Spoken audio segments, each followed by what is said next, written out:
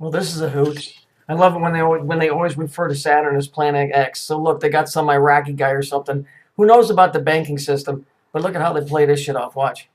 Of the past, people of the past, and that gives them the authority to say we now represent them in the past. That's why God allowed them to have all these artifacts to come in, allowed them to also have all the scriptures to go with it, telling them how to do what they're supposed to, what they did before. So they reenact them again. Mm-hmm. So they encapsulate that one. So now, if you say, is Babylon created? Yes. Babylon says whoever does the act of Babylon takes the artifacts of Babylon, enacts exactly the same rituals as Babylon, has the same attitude and behavior as Babylon. This is Babylon. Mm-hmm. Then all the demons and all the aliens and all that follow those artifacts because they're physical. They know what to do. And if somebody says, "I'm your long lost slave," now I'm back again. Why not? Everyone moves shifts to them. Mm-hmm. Do you see the scenario going? Yes. That's what timeline 2 was. Okay. Which was basically the splitting of normal people, the splitting of the tares, where normal people, decent people, will keep going on line 1. Yes. The light is dimmed. Mm-hmm. Timeline 2 is given more ability to start enacting things. Mm-hmm. It took them 250 years, I know. But that shows how deep in the black they were. Right. For 250 years then for them to come up. And Illuminati is just a manifestation of that. Okay. Now, because this is very well said, okay, so thank you for that. But at this point, just for the sake of the listeners, we need to tell them what it is you are saying is going to happen that involves the return of Nibiru. Why Nibiru? There is no Nibiru. Nibiru is Saturn, you dope. There is no Planet X. Planet X is Saturn. I think you can pretty much establish that just from logos. By the brown dwarf with the mini solar system, in essence, and so on. How it going into the physics of what's happening in your slides, kind of. Yes. We have to make a transition now, and then we will tie it all together. Okay. The two timelines now have two societies. One you call the Breakaway Society. Okay. The society of the Breakaway were encouraged to go underground. Well, that would mean. Okay, let's agree names.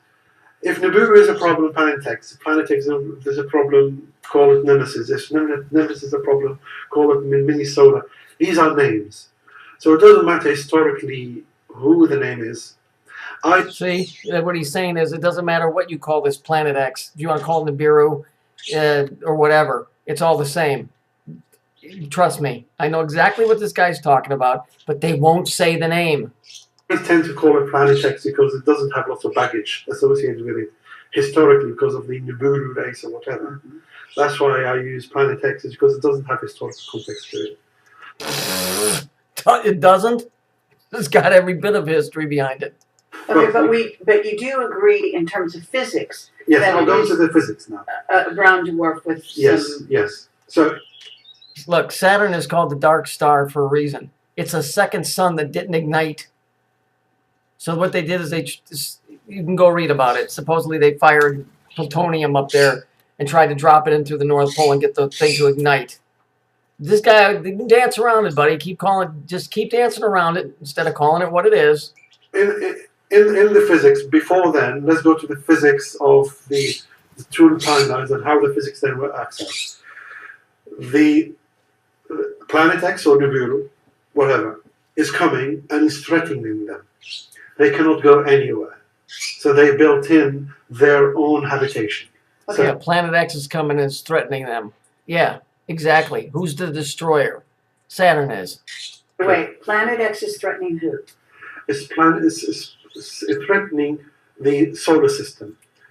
Planet X has a thick atmosphere that is boiling off of iron oxide. Interesting. So it's iron oxide. And let's see, that big cube that's in the UN prayer room is made out of what? Iron! How about that?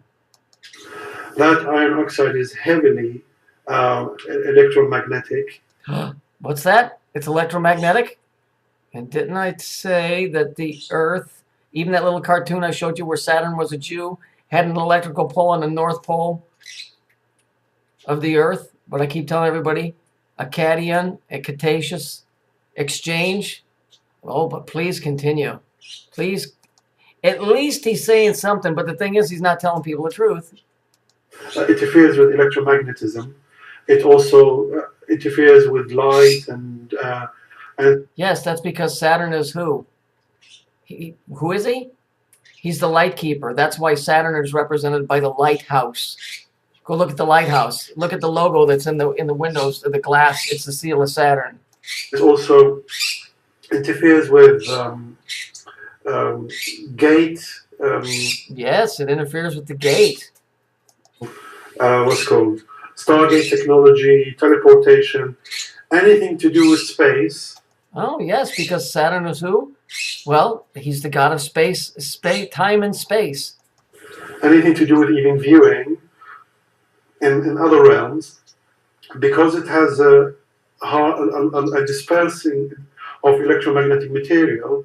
That change in the magnetism in space causes disruption, which for them, as was very succinct. See how he starts to smile? That's called a micro expression. Because he's dancing around. He's dancing on the head of a pin, but he just won't make that one step and stick it in his foot. That's what he's doing. Put by Henry Kissinger in January, which was the most important speech ever made in the last 10 years, where he put this word in as he went in front of Congress. He said, which is very, very important, the old order is in flux and the new order is uncertain. Yeah, the old order is in flux and the new order is uncertain. Because that has to do with destiny. It has to do with a whole lot of stuff. Because what's going on with this place isn't set in stone yet. It's not set in stone. I know that's confusing because there's nothing new under the sun. But you can have a million different timelines, and each one would be the old timeline. The bottom line is these guys will dance around this fucking thing forever and ever and ever, and they won't come out and say it.